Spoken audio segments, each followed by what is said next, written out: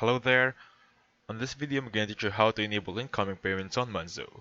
So since I still don't have account approved on Monzo, I'm going to teach you via the screenshots I have or the visual aids I have, okay?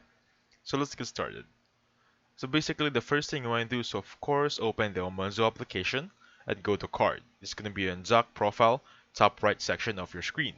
Switch the toggle for Monzo payments with friends. That is going to be on the top right section as well. If you have not verified your account yet, of course, go to card. Next one is profile, next is spending and top limits. There should be a blue button at the top of the screen that is gonna be on the top right again. To receive bank transfers, tap the add money button under the Monzo card. If you can't find this button, of course, swipe down on your list of payments. This should be on the lower left side. Now tap UK bank transfer.